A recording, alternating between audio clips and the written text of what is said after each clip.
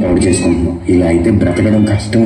నా కూతురి ఆనందం కంటే నాకేది ముఖ్యం కాదు. తనని ఆనందంగా ఉంచడంలోనే నేను ఆనందంగా ఉంటాను. నాన్న త్వరగా రా నాన్న, నాకు బాగా ఆకలిస్తుంది. తొందరగా ఇంటికి వెళ్ళిపోదాం. మరేం పర్లే డాక్టర్, నేను చూసుకుంటాను. నాన్న నాకు బాగా ఆకలిస్తున్నప్పుడు ఆ ఆకలి తెలియకుండా ఒక పాట పాడతారు కదా, పాడండి నాన్న.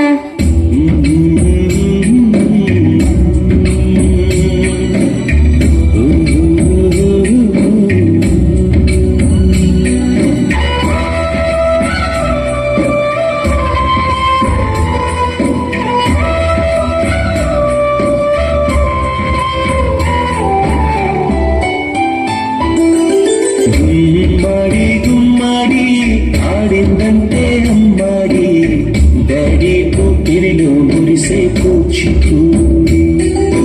చిందాడి చిందాడి తుళ్ళిందంటే చిన్నారి, మమ్మీ చూపుల్లో చూడు ఇంత వేడి. నాన్న కాళ్ళు నొప్పి వస్తున్నాయి నాన్న. పొద్దంటే వినదే పగలంతా పాడి, ముద్దైన తినదే పరిగెత్తే పైడి లేడి, చిలకల్లే చెవిలో ఎన్నో సునాడి.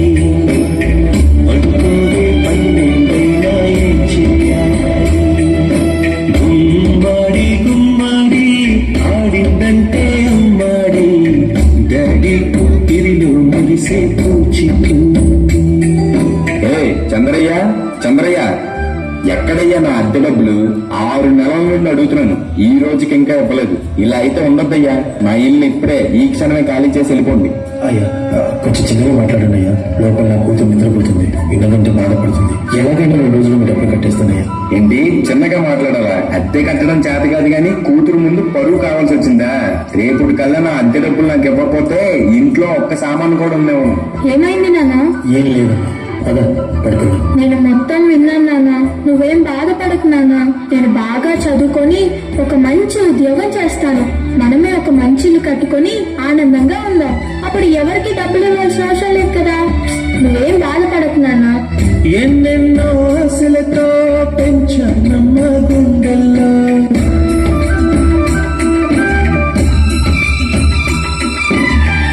ఎన్నెన్నో ఆశలతో పెంచానమ్మ గుండెల్లో, నువ్వే నా కలలన్నీ పెంచలే నీ కన్నుల్లో.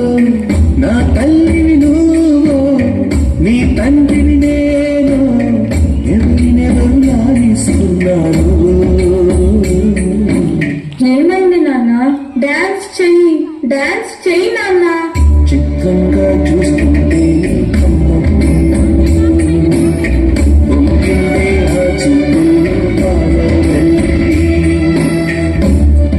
నాన్న రేపు నాకు ఢిల్లీలో ఇంటర్వ్యూ ఉంది. అందులో కానీ నేను సెలెక్ట్ అయితే 60,000 జీతం వస్తుంది.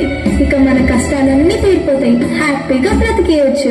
నీ ప్రశ్నలు ఎవరో బదులెవరుగా. జాగ్రత్తమ్మా, నీకోసం ఎదురు చూస్తూ ఉంటాను. త్వరగా వచ్చేవా? ఖచ్చితంగా ఆ జాబ్ ని సంపాదించే వస్తా.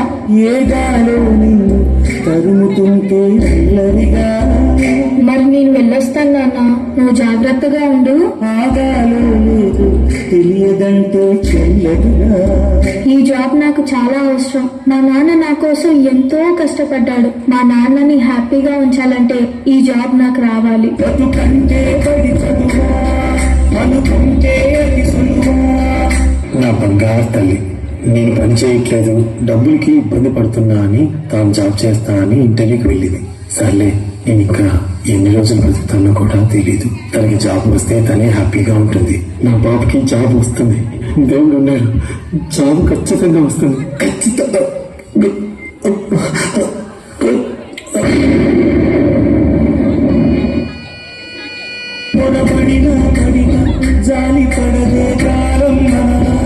You are selected. నీకు ఈ జాబ్ వచ్చింది. Thank you so much sir. నాకు జాబ్ వచ్చిందని తెలిస్తే మా నాన్న చాలా హ్యాపీగా ఫీల్ అవుతారు. ఇప్పుడే ఈ విషయం మా నాన్నకు చెప్పాలి. ఏంటి నాన్న ఫోన్ లిఫ్ట్ చేయట్లేదు? సరేలే, డైరెక్ట్ గా వెళ్ళి సర్ప్రైజ్ చేద్దాం. ఆయన హ్యాపీగా ఫీల్ అవ్వటం నేను కల్లారా చూడాలి. ఒక నిమిషం ఆగిపోయేను వచ్చేదా.